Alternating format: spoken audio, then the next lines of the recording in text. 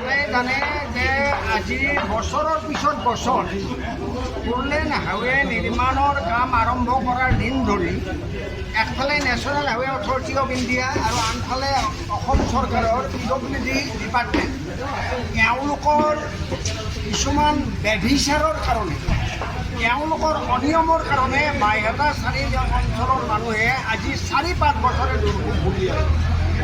আজি এখন hospital Oval এই হস্পিটেল দুৱাৰমুখত প্ৰকাণ্ড পুখুৰী ইয়াতে মানুহৰ যাতায়াত কৰাৰ উপায় নাই। আজি কি কৰা হৈছে? হাইৱে নিৰ্মাণ হৈ থকা অৱস্থাত আনকি দুৰ্ঘটনা হৈ একাধিক মানুহৰ জীৱন গৈছে। ইয়াতে কেইবাখনো গাড়ী ডেমেজ হৈছে। ই ৰিক্সা আৰু টেম্পুবিলাক ইয়াতে কোনোপধ্যে চলাবই নোৱাৰে। এনেকুৱা এটা পৰিস্থিতিৰ পৰিপ্ৰেক্ষিতত ৰাইজে আজি 2 বছৰ ধৰি কৰ্তৃপক্ষৰ ওচৰত দাবী কৰি আহিছে, আবেদন কৰি আহিছে যে ৰাস্তাৰ দুয়োফালে আপোনালোকে ছাৰ্ভিচ ৰোডৰ ব্যৱস্থা কৰক, মদনপুৰী আৰু কলাজল নদী সংযোগী ড্ৰেইনৰ ব্যৱস্থা কৰক। কিন্তু কৰ্তৃপক্ষৰ কোনো কাণসাৰ নাই। ইফালে মুখ্যমন্ত্ৰী হিমন্ত বিশ্ব শৰ্মাই পুৱা গধূলিয়ে ৰাইজক কৈ থাকে যে আমাক আন্দোলন বৰ্জিত পৰিস্থিতি লাগে, অৰ্থাৎ আন্দোলন নালাগে। অথচ তেওঁলোকে 4-5 বছৰে আধা কিলোমিটাৰ ড্ৰেইন এটাও বনাব নোৱাৰে। তেওঁলোকে 4-5 বছৰে 1 কিলোমিটাৰৰ এটা ছাৰ্ভিচ ৰোড বনাব নোৱাৰে। এনেকুৱা পৰিস্থিতিৰ পৰিপ্ৰেক্ষিতত আজি কামৰূপ জিলাৰ কৃষক মুক্তি সংগ্ৰাম সমিতি আৰু ইয়াৰ স্থানীয় ৰাইজে এটা প্ৰতীকী ৰাষ্ট্ৰীয় ঘাইপথ অৱৰোধ কাৰ্যসূচী ৰূপায়ণ কৰিলে। আমাক ৰাইজৰ দলক তেওঁলোকে আমাক আমন্ত্ৰণ জনাইছে। আমি প্ৰতীকী অৰ্থত তেওঁলোকৰ লগত সহযোগ কৰিলোঁ আৰু আমি এই আপোনালোকৰ যোগেদিয়ে দাবী কৰিছোঁ নেশ্যনেল হাইৱে অথৰিটি অফ ইণ্ডিয়াই অসমত যিটো কৰি আছে এইটো এটা গ্ৰছ ইলিগেল প্ৰেক্টিছ, বেআইনী কাম কৰি আছে। আইনমতে সৰ্বোচ্চ ন্যায়ালয়ৰ নিৰ্দেশ মতে যেতিয়ালৈকে ফ'ৰলেন হাইৱে সম্পূৰ্ণৰূপে নিৰ্মাণ নহয়, যেতিয়ালৈকে ফ'ৰলেন হাইৱেৰ দুয়োফালে ছাৰ্ভিচ ৰোড নহয়, যেতিয়ালৈকে ড্ৰেইনেজ ছিষ্টেম নহয়, তেতিয়ালৈকে আচলতে ফ'ৰলেন হাইৱে নিৰ্মাণৰ কাম সম্পূৰ্ণ হোৱা বুলি ধৰা নাযায়। আপুনি জানে যে আজি বছৰৰ পিছত বছৰ ফ'ৰলেন হাইৱে নিৰ্মাণৰ কাম আৰম্ভ কৰাৰ দিন ধৰি একফালে national highway authority of India আৰু আনফালে অসম চৰকাৰৰ PWD ডিপাৰ্টমেণ্ট তেওঁলোকৰ কিছুমান ব্যভিচাৰৰ কাৰণে তেওঁলোকৰ অনিয়মৰ কাৰণে বাইহাটা চাৰি অঞ্চলৰ মানুহে আজি 4-5 বছৰে দুৰ্ভোগ ভুগি আছে। আজি এখন হস্পিটেল অভেল এই হস্পিটেল দুৱাৰমুখত প্ৰকাণ্ড পুখুৰী ইয়াতে মানুহৰ যাতায়াত কৰাৰ উপায় নাই।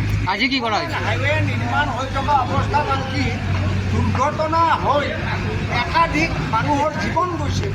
ইয়াতে কেইবাখনো গাড়ী ডেমেজ হৈছে। ই ৰিক্সা আৰু টেম্পুবিলাক ইয়াতে কোনোপধ্যে চলাবই নোৱাৰে। এনেকুৱা এটা পৰিস্থিতিৰ পৰিপ্ৰেক্ষিতত ৰাইজে আজি 2 বছৰ ধৰি কৰ্তৃপক্ষৰ ওচৰত দাবী কৰি আহিছে, আবেদন কৰি আহিছে যে ৰাস্তাৰ দুয়োফালে আপোনালোকে ছাৰ্ভিচ ৰোডৰ ব্যৱস্থা কৰক, মদনপুৰী আৰু কলাজল নদী সংযোগী ড্ৰেইনৰ ব্যৱস্থা কৰক। কিন্তু কৰ্তৃপক্ষৰ কোনো কাণসাৰ নাই। ইফালে মুখ্যমন্ত্ৰী হিমন্ত বিশ্ব শৰ্মাই পুৱা গধূলিয়ে ৰাইজক কৈ থাকে যে আমাক আন্দোলন বৰ্জিত পৰিস্থিতি লাগে, অৰ্থাৎ আন্দোলন নালাগে। অথচ তেওঁলোকে 4-5 বছৰে আধা কিলোমিটাৰ ড্ৰেইন এটাও বনাব নোৱাৰে। তেওঁলোকে 4-5 বছৰে 1 কিলোমিটাৰৰ এটা ছাৰ্ভিচ ৰোড বনাব নোৱাৰে।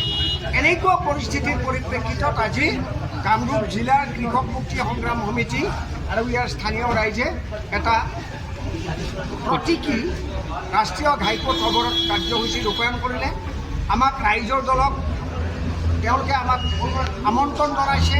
আমি প্ৰতীকী অৰ্থত তেওঁলোকৰ লগত সহযোগ কৰিলোঁ আৰু আমি এই আপোনালোকৰ যোগেদিয়ে দাবী কৰিছোঁ নেশ্যনেল হাইৱে অথৰিটি অফ ইণ্ডিয়াই অসমত যিটো কৰি আছে এইটো এটা গ্ৰছ ইলিগেল প্ৰেক্টিছ, বেআইনী কাম কৰি আছে। আইনমতে সৰ্বোচ্চ ন্যায়ালয়ৰ নিৰ্দেশ মতে যেতিয়ালৈকে ফ'ৰলেন হাইৱে সম্পূৰ্ণৰূপে নিৰ্মাণ নহয়, যেতিয়ালৈকে ফ'ৰলেন হাইৱেৰ দুয়োফালে ছাৰ্ভিচ ৰোড নহয়, যেতিয়ালৈকে ড্ৰেইনেজ ছিষ্টেম নহয়, তেতিয়ালৈকে আচলতে ফ'ৰলেন হাইৱে নিৰ্মাণৰ কাম সম্পূৰ্ণ হোৱা বুলি ধৰা নাযায়। টলগেট বহুৱাই তেওঁলোকে ৰাইজৰ পকেটৰ পৰা পইচাকেইটা লুটি আছে। গতিকে এনেকুৱা এটা পৰিস্থিতিত আজি কৃষক মুক্তি সংগ্ৰাম সমিতিয়ে কৰ্তৃপক্ষক যিখন স্মাৰক পত্ৰ দিলে ছাৰ্ভিচ ৰুট আৰু ড্ৰেইন ছিষ্টেমৰ কাৰণে সেই কাম যদি এসপ্তাহৰ ভিতৰত তেওঁলোকে যদি আৰম্ভ নকৰে তেনেহ'লে অনিৰ্দিষ্ট কালৰ কাৰণে বাইহাটা চাৰিআলিত কৃষক মুক্তি সংগ্ৰাম সমিতি, ৰাইজৰ দল আৰু স্থানীয় ৰাইজে অনিৰ্দিষ্ট কালৰ কাৰণে নেচনেল হৈ অৱৰোধ কৰিবলৈ বাধ্য হ'ব। আমাৰ আজি ৰাষ্ট্ৰীয় ঘাইপথৰ যি জৰাজীৰ্ণ অৱস্থা তাৰ প্ৰতিবাদত আমাৰ কৃষক মুক্তি সংগ্ৰাম সমিতি আৰু ৰাইজৰ দলৰ যৌথ সহযোগত ৰাইজৰ বিপুল দাবীত প্ৰতিবাদী কাৰ্যসূচী লোৱা হৈছিল। প্ৰথমটো দাবী হৈছে বাইহাটা চাৰিআলিৰ পৰা মদনপুৰ যিখন মদনপুৰী নদী আছে সেই মদনপুৰী নদী সংযোগী ৰিভাৰ কানেক্টিং ড্ৰেইনিং ছিষ্টেম লাগে।